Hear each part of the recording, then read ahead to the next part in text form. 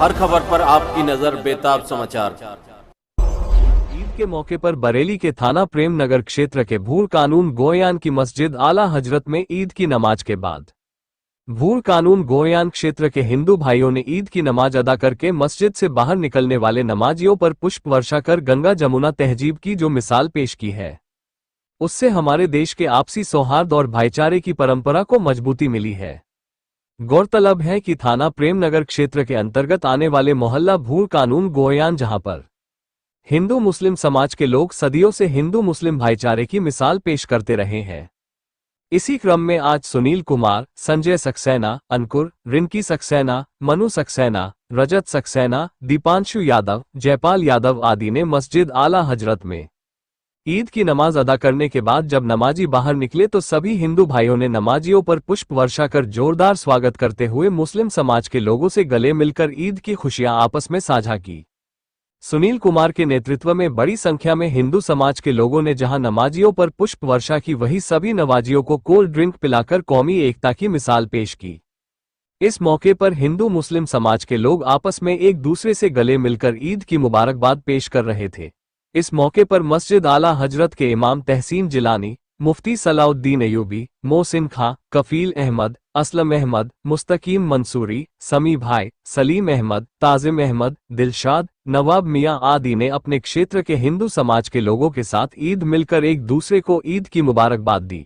वहीं मस्जिद आला हजरत के मुफ्ती सलाउद्दीन अयूबी ने कहा, मुफ्ती साहब, आज ईद कि आपने नमाज यहाँ अदा करवाई है आला हज़रत मस्जिद बरेली में, तो हम ये जानना चाहते हैं कि ईद पर आप कुछ रोशनी डालें और रमज़ान के बाद ईद का क्या मर्तबा है। माशाअल्लाह, हमारे मुस्तकीम भाई ने, ये बहुत अच्छे रिपोर्टर हैं और बहुत काबिल शख्सियत है।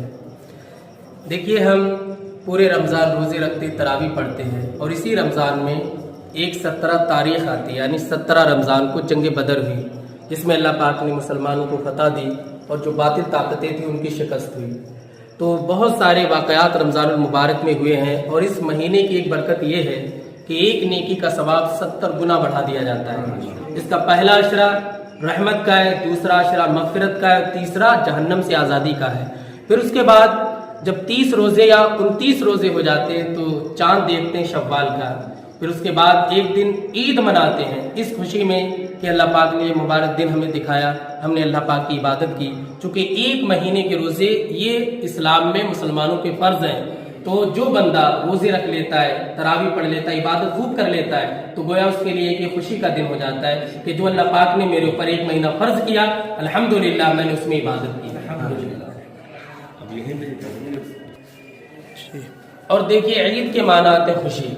जंग बदर में जब फतह मिली तो सरकार इस्लाम और सारे सहाबा ने खुशी मनाई, गोया वो भी एक खुशी का दिन था। और जो भी अच्छा त्यौहार आते हैं, गोया के वो सब खुशी के दिन होते हैं।